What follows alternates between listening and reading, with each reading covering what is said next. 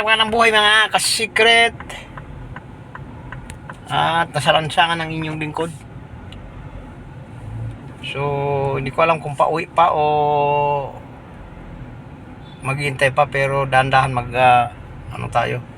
maghintay tayo ng go signal ng ating boss. Yan. So, inabot tayo ng gutom dahil 1 o'clock na, 1:20 na mga ka-secret. So pauwi tayo ng bahay kung sakasakali. Papala rin, doon na tayo kakain. So wala tayong baon mga ka-secret. Kasalanan din natin na hindi tayo baon.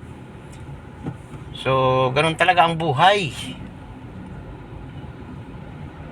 Nasa EDSA tayo.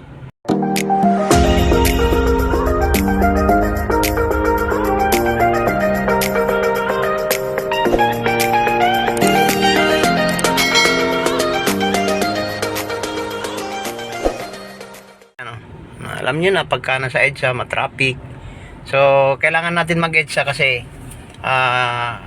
hintayin natin yung ano ng boss, yung text ng boss kung diretso na ba tayo uuwi o babalikan siya.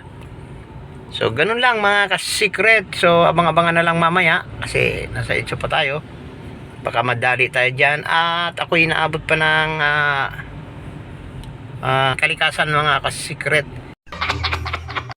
So dadaan muna tayo dyan sa mga gilid-gilid na yan mga ka-secret. So pansamantalan muna natin itigil. So yun mga ka-secret, at nakatawag na ang ating boss. So pauwi na tayo.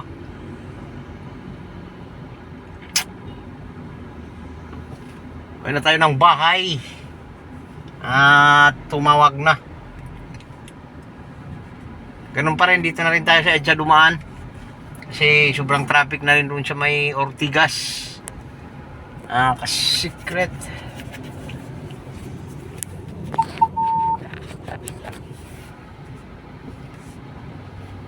Tanggalin kaya natin yung ka-secret.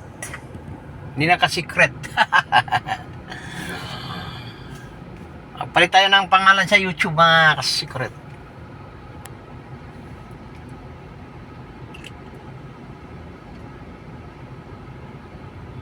So nasa EDSA tayo sa may ano nga ba ito? Aguinaldo ba to o basta? Aguinaldo kasi yun yung Camcram eh. Aguinaldo nga yata. Tapat tayo ng jeep din. Yan yung jeep sa kabila. EDSA.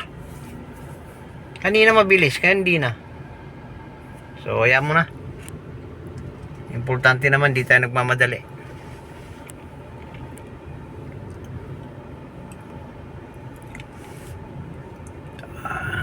Ganun talaga mga ka-secret. So, medyo nagutom-gutom na tayo dahil nakalimutan natin humingi ng pangkain. Yan. EDSA pa rin, EDSA.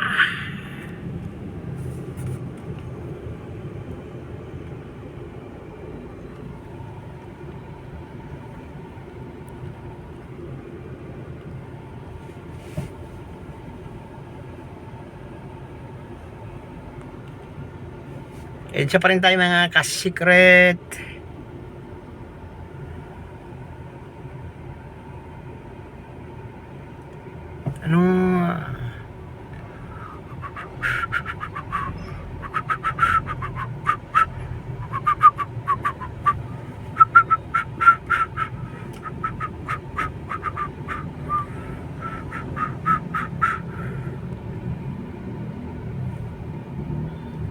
Armed Forces of the Philippines. Aguinaldo. Armed Forces of the Philippines. Ayan. So yan mga secret.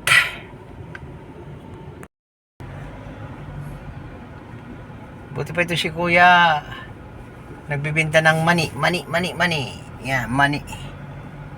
Hindi tayo nakabili doon mga ka-secret. Bibenta siya ng mani.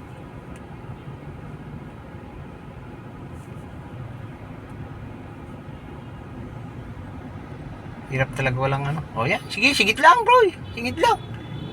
Nagmamagaling ka eh.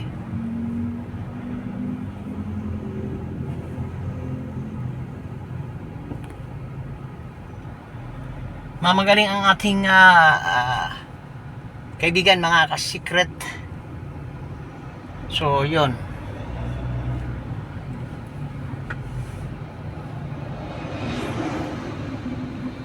So, abang-abangan na lang mamaya kung saan na naman tayo makadan. Pero, balak ko dadaan tayo ng may kawayan, mga ka-secret. Sa may kawayan. Kasi medyo ano pa yun eh. Medyo maluwag pa doon, mga ka-secret, sa may kawayan. Kaya lang, okay na yan. Sa may kawayan tayo dadaan. Yung mga ka-secret, pansamantala natin pinatay dahil may nakita tayo doon na nanghihingi. So,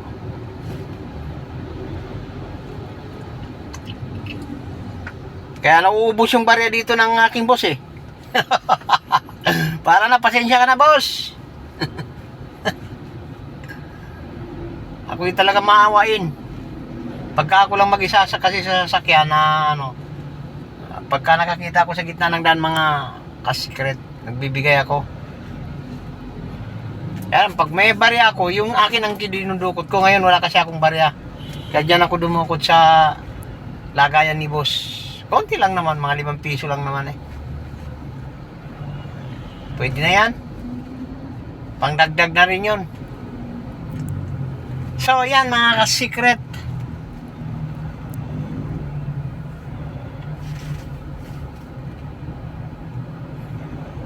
Although malaki naman ang katawan nila, pero siguro sa hirap ng buhay at mahirap makahanap ng trabaho dito sa Pilipinas. So yun ang nangyayari. Namamalimos, mga secret. Kaya kasi dito sa Pilipinas, mga ka-secret, kahit na nakapag-aral ka, kung hindi ka gwapo o maganda o hindi ka pa rin makapasok. Kasi isa pa rin yun sa mga sa mga requirement eh. Kagaya ko, wala kang ngipin. Tinan mo.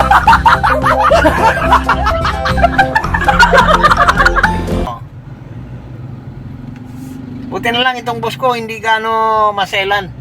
Kasi kung maselan to, hindi ako tatanggapin dahil wala akong ngipin eh. Bukod doon sa walang ngipin, pandak pa. Ayan. So, wala tayong personal, basta yun na yun. Hindi ko alam kung ano yung tawag doon. Basta comment nyo na lang yan kung anong tawag yan. Kung inintindi ito, Pilipitan dila nito eh.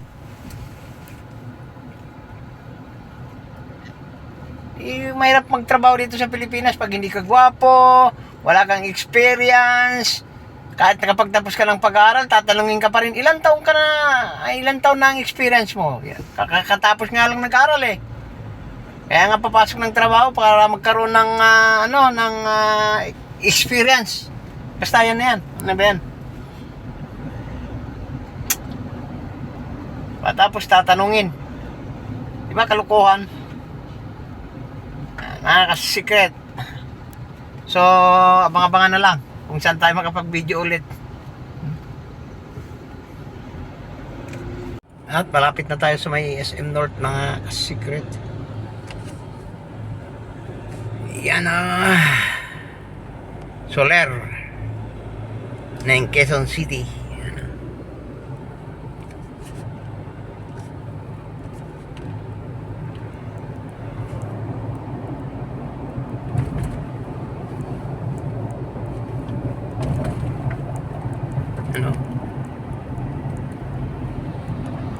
Soler.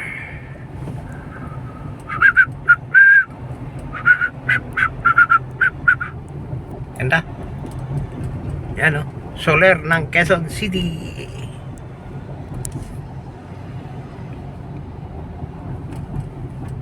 Diyan sa una niya yung SM North, mga secret. So hindi rin tayo baka makita tayo sa nagbibideo tayo. Wala tayong Bagay nakatinted naman. Yan, dire-diretso tayo. Mga ka-secret. Whoopya, mani popcorn. Yan yung ano, landmark. Sa kabila. Ayan. Landmark. Landmark.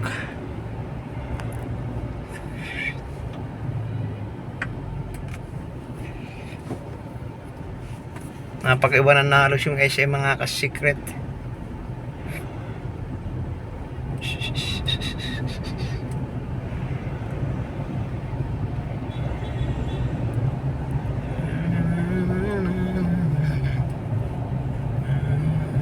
Lapit na matapos ang ano ba to, MRT, LRT, MRT yata to mga ka-secret.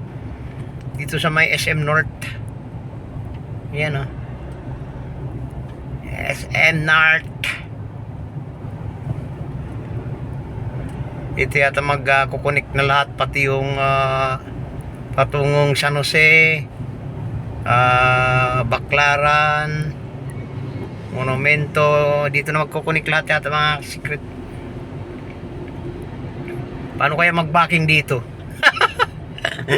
Nagba-backing ba? Parang hindi yata.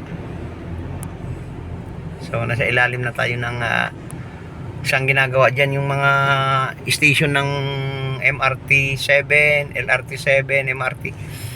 Basta yan na yan mga ka-secret. Kung ano man mga TT na yan. Yan yung SM North EDSA. Yan. SM North EDSA. So yun. At least naipakita ko sa inyo. At meron tayong kalaban. Ito sa gilid-gilid. Mga ka-secret, nasa NLEX na tayo. Yan. Kuha lang tayo ng mga konti-konting mga video-video ba. Kasi hindi naman tayo pwede magpahaba ng ating mga video-video. Yan.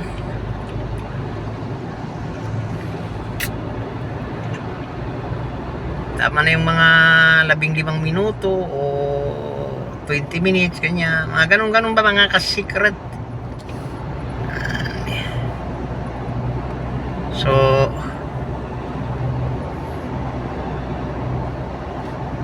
kasi ito araw-araw nyo naman to nakikita.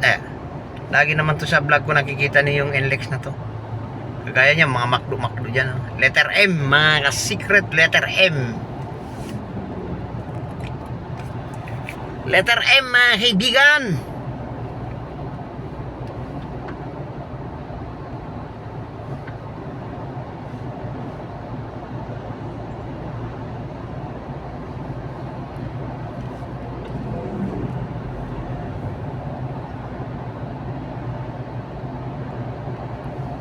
So yun mga kaibigan, at tayo pansamantala natin putulin muna.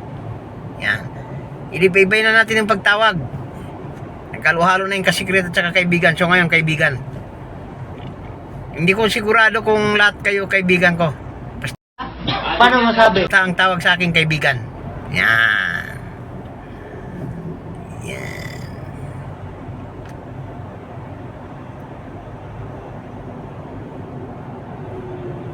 So yun na nga mga ka-secret, gaya ng sinabi ko. Dito tayo mixit sa may kawayan. Ayun, na traffic tuloy tayo. Bis nagmamadali tayo. Pero tingin ko hindi naman to gaano ma-traffic.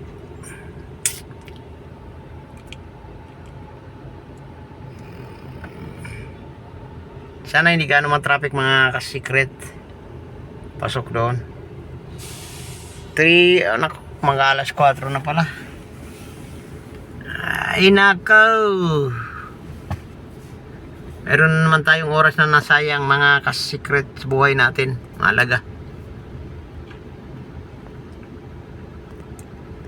So, ganun talaga ang buhay.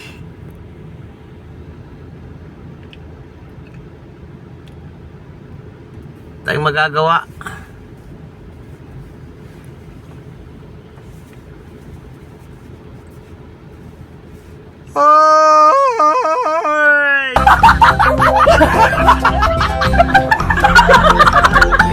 inantok na tayo mga ka-secret. Ayan o. Yan ang papuntang Maynila. Ano.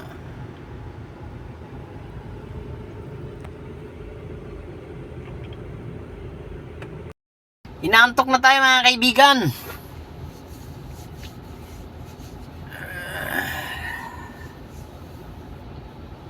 Dahil tulog tayo kagabi mga 11 na. Yan. So, antok-antok tayo ngayon.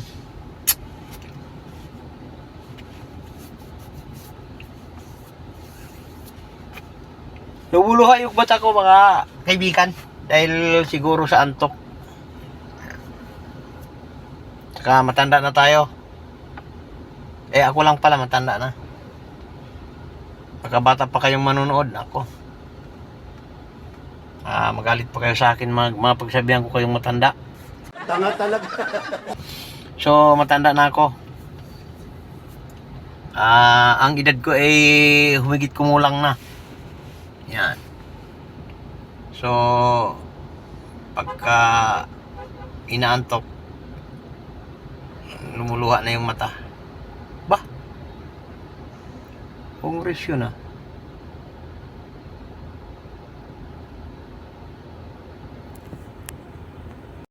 At yun, nakalusot na tayo mga kaibigan sa traffic. Lumagpas na tayo, nasa may bandang Kamalig na tayo. So hindi na lang tayo magpapatagal-tagal pa at baka humaba pa ang ating mga kwentuhan ng mga walang kwento, ang mga wento-wento walang wenta. At shoutout sa mga ating mga OFW dyan. Lahat-lahat na sila kaya gagaya nila Ma'am MJ. At nasa huli talaga ang aking mga pagsha-shoutout. Kaya pagka hindi mo tinapos ang aking video, so hindi ka ma-shoutout. Mga dyan sa mga Saudi Arabia. Yan. Shoutout sa mga lahat ng mga nanonood ng aking mga video na kahit na walang kakwenta-kwentang video mga kaibigan. Muntik na naman mga kaibigan. Kahit na walang kakwenta-kwentang video mga kaibigan. So maraming salamat sa inyo. At naway bigyan pa tayo ng mahabang pagbablog dito sa ibabaw ng mundo. At bye-bye.